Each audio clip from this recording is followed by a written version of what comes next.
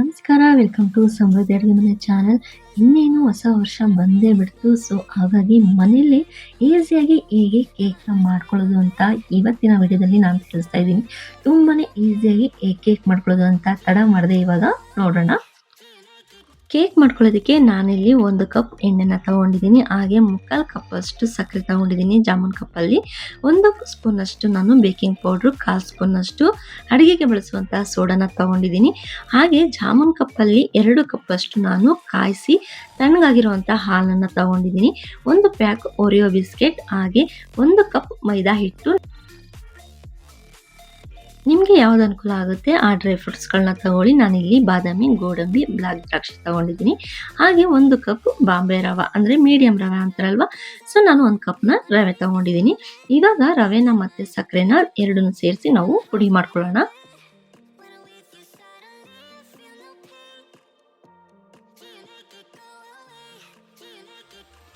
ರವೆ ಮತ್ತು ಸಕ್ಕರೆ 2 ಪುಡಿ ಕೂಡ ಆಗಿದೆ. ಇವಾಗ ಇದನ್ನು ನಾವು ಜರಡಿ ಮಾಡ್ಕೊಳ್ಳೋಣ.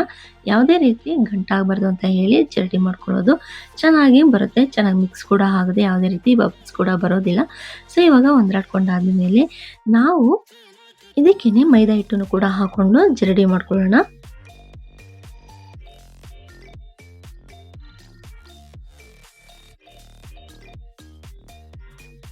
ಇವಾಗ ಓರಿಯೋ ಬಿಸ್ಕೆಟಲ್ಲಿ ಇರುವಂಥ ಕ್ರೀಮ್ನೆಲ್ಲ ನಾವು ಸಪ್ರೇಟ್ ಮಾಡ್ಕೊಳ್ಳೋಣ. ಯಾಕೆಂದರೆ ಓರಿಯೋ ಬಿಸ್ಕೆಟ್ನು ಕೂಡ ನಾವು ಪುಡಿ ಮಾಡಿ ಮಿಕ್ಸ್ ಮಾಡ್ಕೋಬೇಕಾಗುತ್ತೆ. ಸೊ ಇದರಲ್ಲಿರುವಂಥ ಕ್ರೀಮ್ನೆಲ್ಲ ಫಸ್ಟ್ ನಾವು ತೆಗೆದಿಟ್ಕೊಳ್ಳೋಣ.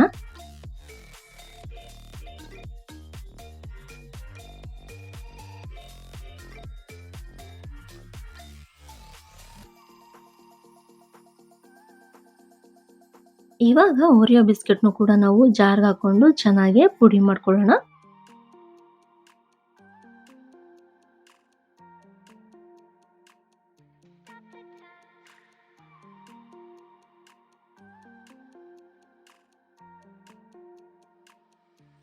ನೋಡಿ ಎಷ್ಟು ಚೆನ್ನಾಗಿ ಪುಡಿಯಾಗಿದೆ ಅಂತ ಹೇಳಿ. ಇವಾಗ ಮೈದಾ ಹಿಟ್ಟು, ಸಕ್ಕರೆ ಪುಡಿ ಮತ್ತು ರವೆಗೆ ಮಿಕ್ಸ್ ಮಾಡ್ಕೊಳ್ಳೋಣ.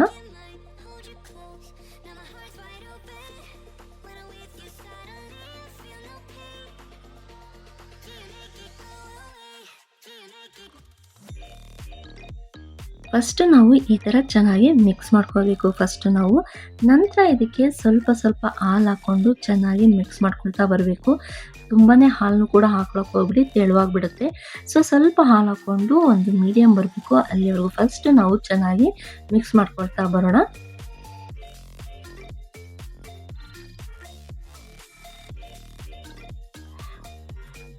ಇವಾಗ 1 ಕಪ್ ಎಣ್ಣೆನ ಹಾಕ್ಕೊಂಡು ನಾವು ಚೆನ್ನಾಗಿ ಮಿಕ್ಸ್ ಮಾಡ್ಕೊಳ್ಳೋಣ. ನಿಮಗೆ ಕೋಕೋ ಪೌಡರ್ ಬೇಕು ಅಂದರೂ ಕೂಡ ಹಾಕ್ಕೊಂಡು ಮಾಡ್ಕೋಬೋದು, ತುಂಬ ಚೆನ್ನಾಗಿರುತ್ತೆ. ಬಟ್ ಮನೇಲಿರುವಂಥ ಐಟಮ್ಸ್ಗಳನ್ನ ಯೂಸ್ ಮಾಡಿ ಕೇಕ್ ಮಾಡಿರೋದ್ರಿಂದ ತುಂಬಾ ಚೆನ್ನಾಗಿರುತ್ತೆ. ಸೊ ಈ ಥರನೂ ಕೂಡ ಟ್ರೈ ಮಾಡ್ಬೋದು ಈಸಿಯಾಗಿ.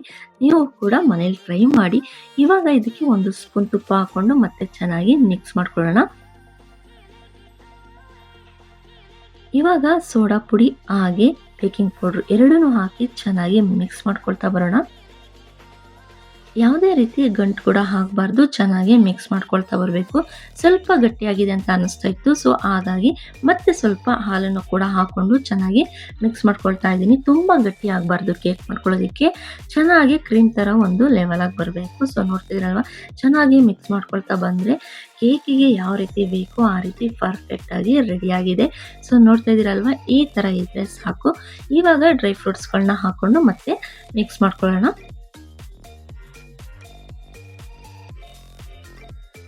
ಇವಾಗ ಚೆನ್ನಾಗಿ ಮಿಕ್ಸ್ ಮಾಡ್ಕೊಂಡ ನಂತರ ಇದನ್ನ ಒಂದು 20 ಮಿನಿಟ್ ನಾವು ಹಾಗೆ ಇಡೋಣ, ಒಂದು ಪ್ಲೇಟ್ ಮುಚ್ಚಿ.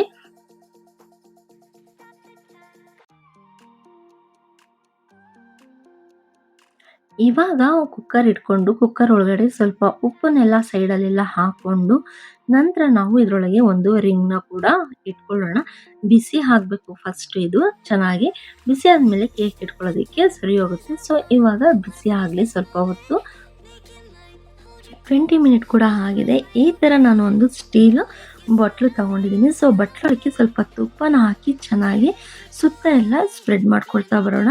ಸ್ಪ್ರೆಡ್ ಮಾಡ್ಕೊಂಡಾದ್ಮೇಲೆ ಸ್ವಲ್ಪ ಮೈದಾ ಹಿಟ್ಟನ್ನ ಸುತ್ತ ಸೈಡಲ್ಲೆಲ್ಲ ನಾವು ಸ್ಪ್ರೆಡ್ ಮಾಡ್ಕೊಳ್ತಾ ಬರೋಣ. ನಿಮ್ಮಲ್ಲೇನಾದರೂ ಕೇಕ್ ಮೋಲ್ಡ್ ಇತ್ತು ಅಂದರೆ ಕೇಕ್ ಮೋಲ್ಡ್‌ಗೂ ಕೂಡ ನೀವು ಹಾಕೋಬೋದು. ಇಲ್ಲ ಅಂದವರು ಈ ಥರ ಈಸಿಯಾಗಿ ಮನೇಲಿರುವಂಥ ಬೌಲ್‌ಗಳಿಗೆ ಹಾಕಿ ನೀವು ಮಾಡ್ಕೊಳ್ಬೋದು. ತುಂಬಾನೇ ಚೆನ್ನಾಗಿ ಬರುತ್ತೆ ಅಂತಲೇ ಹೇಳ್ಬೋದು. ಸೊ ಇವಾಗ ಚೆನ್ನಾಗಿ ಮಿಕ್ಸ್ ಮಾಡ್ಕೊಂಡಿದ್ದಾಗಿದೆ. ಇವಾಗ ಕೇಕ್ ಬ್ಯಾಟರ್ ನಾವು ಏನು ರೆಡಿ ಮಾಡ್ಕೊಂಡಿದ್ದೀವಿ, ಇವಾಗ ನಾವು ಬಟ್ಲಿಗೆ ಹಾಕೊಳ್ಳೋಣ.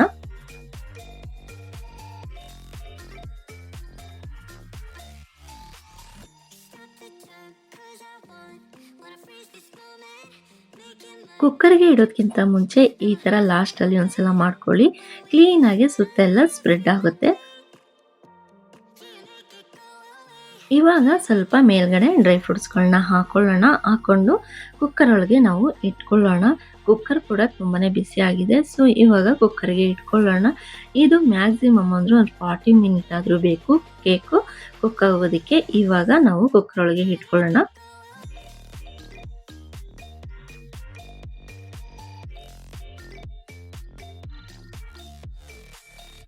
ಕೇಕ್ ಆಗೋದ್ರಷ್ಟರಲ್ಲಿ ನಾವು ಇದಕ್ಕೆ ಒಂದು ಕ್ರೀಮ್‌ನ ರೆಡಿ ಮಾಡ್ಕೊಳ್ಳೋಣ. ಕ್ರೀಮ್ ರೆಡಿ ಮಾಡ್ಕೊಳ್ಳೋದಕ್ಕೆ ನಾನಿಲ್ಲಿ ಒಂದೆರಡು ಸ್ಪೂನಷ್ಟು ಸಕ್ಕರೆ ಪುಡಿನ ಹಾಕ್ಕೊಳ್ತಾ ಇದ್ದೀನಿ. ಸಕ್ಕರೆ ಪುಡಿ ಜೊತೆಗೆ ನಾನಿಲ್ಲಿ 1 ಸ್ಪೂನ್ ತುಪ್ಪನ ಹಾಕ್ಕೊಳ್ತಾ ಇದ್ದೀನಿ. ತುಪ್ಪ ಮತ್ತು ಸಕ್ಕರೆ ಪುಡಿ ಎರಡನ್ನೂ ನಾವು ಚೆನ್ನಾಗಿ ಬೀಟ್ ಮಾಡ್ಕೊಳ್ತಾ ಬಂದರೆ ಕ್ರೀಮ್ ಚೆನ್ನಾಗಿ ಬರುತ್ತೆ. ತುಂಬಾ ಚೆನ್ನಾಗಿ ಬರುತ್ತೆ ಕ್ರೀಮು. ಹಾಗೆ ತಿನ್ನೋದಕ್ಕಂತೂ ಟೇಸ್ಟ್ ಕೂಡ ತುಂಬಾ ಚೆನ್ನಾಗಿರುತ್ತೆ. ಇವಾಗ ಸಕ್ಕರೆ ಪುಡಿ ಮತ್ತು ತುಪ್ಪನ ಎರಡೂ ಸೇರಿಸಿ ನಾವು ಬೀಟ್ ಮಾಡ್ಕೊಳ್ಳೋಣ ಚೆನ್ನಾಗಿ. ಸಕ್ಕರೆ ಪುಡಿ ಮತ್ತು ತುಪ್ಪ ಎರಡು ಒಂದೇ ಕಡೆನೇ ಹಾಕಬೇಕು ನೋಡಿ ಈ ಥರ. ಇವಾಗ ನಾವೇನು ಓರಿಯೋ ಬಿಸ್ಕೆಟಲ್ಲಿ ಕ್ರೀಮ್‌ನ ತೆಗೆದಿಟ್ಕೊಂಡಿದ್ವಿ, ಆ ಕ್ರೀಮ್‌ನು ಕೂಡ ಇದಕ್ಕೆ ಸೇರಿಸ್ಕೊಳ್ಳೋಣ.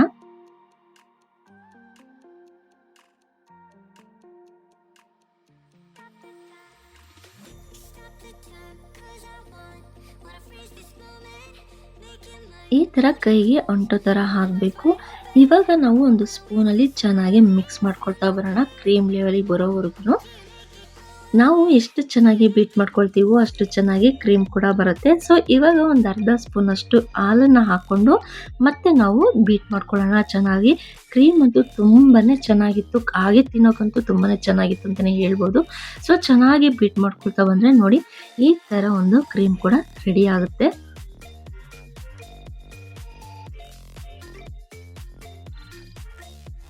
ಪರ್ಫೆಕ್ಟಾಗಿ ಕ್ರೀಮ್ ಕೂಡ ರೆಡಿ ಆಗಿದೆ. ಕೇಕ್ ಇಟ್ಟು ನಾನು ಒಂದು 20 ಮಿನಿಟ್ ಆಗಿತ್ತು. ಸೊ ನೋಡ್ತಾ ಇದ್ದೀರಲ್ವಾ ಎಷ್ಟು ಚೆನ್ನಾಗಿ ಉಬ್ಬಿದೆ ಅಂತ ಹೇಳಿ, ಯಾವ ರೀತಿ ಚೆನ್ನಾಗಿ ಕಾಣಿಸ್ತಿದೆ ಅಂತ ಹೇಳಿ. ಇನ್ನೂ ಸ್ವಲ್ಪ ಹೊತ್ತು ಹಾಕಬೇಕು. ಹಾಗೆ ಇನ್ನೂ ಸ್ವಲ್ಪ ಹೊತ್ತು ಬಿಡೋಣ. 40 ಮಿನಿಟ್ ಕಂಪ್ಲೀಟ್ ಆಗಿತ್ತು ಕೇಕ್ ಮಾಡ್ಕೊಳ್ಳೋದಕ್ಕೆ ಇಟ್ಟು ನಾನು. ಸೊ ನೋಡ್ತಿದ್ದೀರಲ್ವಾ ಎಷ್ಟು ಚೆನ್ನಾಗಿ ಕಾಣಿಸ್ತಿದೆ ಅಂತ ಹೇಳಿ ಕೇಕು.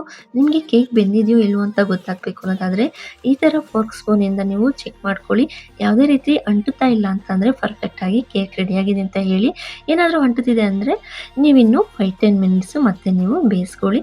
ಸೊ ಇವಾಗ ತಣ್ಣಗಾಗೋವರೆಗೂ ಬಿಟ್ಟು ನೋಡಿ ನಾನು ಲಾಸ್ಟಲ್ಲಿ ಚಾಕಿಂದ ಸೈಡಲ್ಲೆಲ್ಲ ನಾನು ಓಪನ್ ಮಾಡ್ಕೊಳ್ತಾ ಬರ್ತಾ ಇದ್ದೀನಿ. ಸೊ ಇವಾಗ ಒಂದು ತಟ್ಟೆಗೆ ನಾನು ಈ ಥರ ಹಾಕೊಂಡು ಮೇಲ್ಗಡೆಯಿಂದ ನಾವು ಬಡಿದ್ರೆ ಕ್ಲೀನಾಗಿ ತಳ ಬಿಡುತ್ತೆ ಕೂಡ. ಸೊ ಯಾವುದೇ ರೀತಿ ಅಂಟೋದು ಇಲ್ಲ. ಸೊ ನೋಡ್ತಿದ್ದೀರಲ್ವಾ ಎಷ್ಟು ಚೆನ್ನಾಗಿ ಬಂದಿದೆ ಅಂತ ಹೇಳಿ. ಎಲ್ಲೂ ಕಿತ್ತು ಹೋಗಿಲ್ಲ, ಚೆನ್ನಾಗಿ ಬಂದಿದೆ. ಸೊ ಪರ್ಫೆಕ್ಟಾಗಿ ಕೇಕ್ ಅಂತೂ ಬಂದಿದೆ. ಸೊ ನೋಡ್ತಿದ್ದೀರಲ್ವಾ ಎಷ್ಟು ಚೆನ್ನಾಗಿ ಕಾಣಿಸ್ತಿದೆ. ಸ್ಪಾಂಜಿಯಾಗಿತ್ತು, ತುಂಬಾ ಚೆನ್ನಾಗಿತ್ತು ಅಂತಲೇ ಹೇಳ್ಬೋದು. ಎಷ್ಟು ಸ್ಪಾಂಜಿಯಾಗಿ ಬಂದಿದೆ ಅಂತ ಹೇಳಿ. ತುಂಬಾ ಚೆನ್ನಾಗಿತ್ತು ಕೇಕು. ಇವಾಗ ಮೇಲ್ಗಡೆ ನಾವು ಒಂದು ಲೇಯರ್ನ ಕಟ್ ಮಾಡ್ಕೊಳ್ಳೋಣ. ಇವಾಗ ನಾವೇನು ಮಾಡಿಟ್ಕೊಂಡಿದ್ದೀವಿ ಕ್ರೀಮ್‌ನ ಇವಾಗ ಅಪ್ಲೈ ಮಾಡ್ತಾ ಬರಬೇಕು. ಸೈಡಲ್ಲೆಲ್ಲ ಕ್ಲೀನಾಗಿ ಅಪ್ಲೈ ಮಾಡ್ಕೊಳ್ಳೋಣ ಕ್ರೀಮ್‌ನ.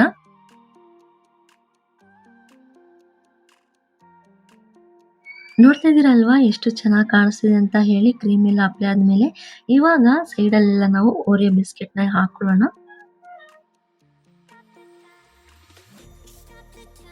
ನೋಡ್ತಾ ಇದ್ದೀರಲ್ವಾ ಎಷ್ಟು ಚೆನ್ನಾಗಿ ಕಾಣಿಸ್ತಿದೆ ಅಂತ ಹೇಳಿ ಕೇಕು. ಉಳಿದಂಥ ಡ್ರೈ ಫ್ರೂಟ್ಸ್‌ನ ಮಧ್ಯದಲ್ಲಿ ಸ್ವಲ್ಪ ಹಾಕೊಳ್ಳೋಣ. ಮನೆಯಲ್ಲಿ ಮಕ್ಕಳಿರೋದ್ರಿಂದ ಮಾಡಿಕೊಟ್ರೆ ತುಂಬಾನೇ ಖುಷಿಯಿಂದ ತಿಂತಾರೆ. ಹೇಗಿದ್ರು ಹೊಸ ವರ್ಷ ಬರ್ತಾ ಇದೆ. ಮನೆಯಲ್ಲಿ ನೀವು ಒಂದ್ಸಲ ಟ್ರೈ ಮಾಡಿ ಮಾಡ್ಕೊಳ್ಳೋದಕ್ಕೆ ಈ ಥರ ಕೇಕ್‌ನ ಈಸಿಯಾಗಿ ಮಾಡ್ಕೋಬೋದು. ಒಂದು 40 ಮಿನಿಟ್ ಬೇಕು ಅಷ್ಟೇ ಕುಕ್ ಆಗೋದಕ್ಕೆ. ನೀವು ಕುಕ್ ಮಾಡ್ಕೊಳ್ಳೋದಕ್ಕೆ ಕೇಕ್‌ನ ಬೇರೆ ಕೆಲಸನೂ ಕೂಡ ಮಾಡ್ಕೋಬೋದು. ಈಸಿಯಾಗಿ ಬೇಗನೂ ಆಗುತ್ತೆ ಅಂತಲೇ ಹೇಳ್ಬೋದು ಕೇಕು.